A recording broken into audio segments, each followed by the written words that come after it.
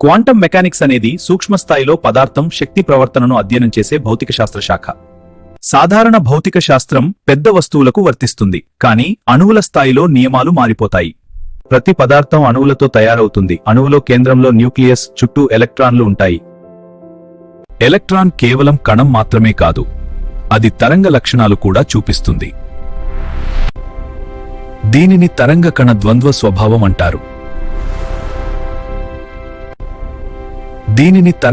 ద్వంద్వ స్వభావం అంటారు. శక్తి నిరంతరంగా కాకుండా చిన్న ప్యాకెట్ల రూపంలో విడుదలవుతుంది. ఈ చిన్న శక్తి ప్యాకెట్లను ఫోటాన్లు అంటారు. కాంతి లోహంపై పడితే ఎలక్ట్రాన్లు బయటకు వస్తాయి.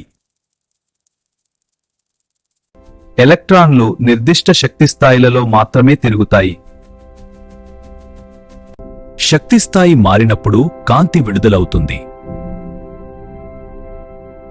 ఎలక్ట్రాన్ స్థానాన్ని, వేగాన్ని ఒకేసారి ఖచ్చితంగా చెప్పలేము. ఈ సమీకరణాన్ని వేవ్ ఫంక్షన్ అంటారు. ఎలక్ట్రాన్ వివిధ క్వాంటం స్థితుల్లో ఉండగలదు. ఒకే సమయంలో అనేక స్థితుల్లో ఉండడాన్ని సూపర్ పొజిషన్ అంటారు. పరిశీలించినప్పుడు స్థితి ఒకదానిగా మారుతుంది. కణం అడ్డంకిని దాటే ప్రత్యేక ప్రభావాన్ని టన్నెలింగ్ అంటారు. ఎలక్ట్రాన్లకు స్పిన్ అనే అంతర్గత లక్షణం ఉంటుంది. ఒకే స్థితిలో రెండు ఎలక్ట్రాన్లు ఒకే విధంగా ఉండవు. రెండు కణాలు దూరంగా ఉన్నా ఒకేలా ప్రవర్తిస్తాయి. క్వాంటం సూత్రాలతో భద్రత మరింత పెరుగుతుంది. ఎలక్ట్రాన్ ఉండే ప్రాంతాన్ని ఆర్బిటల్ అంటారు. లేజర్ సాంకేతికత కూడా క్వాంటం సిద్ధాంతంపై ఆధారపడింది.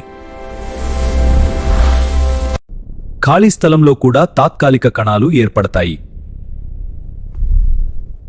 క్వాంటం సిద్ధాంతం కంప్యూటింగ్లో విప్లవం తెచ్చింది.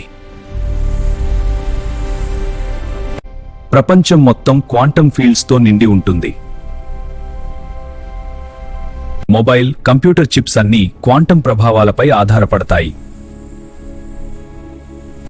ఎలక్ట్రాన్ స్థితిని క్వాంటం సంఖ్యలు నిర్ణయిస్తాయి. క్వాంటం కంప్యూటర్లో క్యూబిట్స్ ఉపయోగిస్తారు. మన రోజువారీ టెక్నాలజీలో క్వాంటం ప్రభావాలు ఉన్నాయి. అనేక ప్రయోగాలు క్వాంటం సిద్ధాంతాన్ని నిరూపించాయి.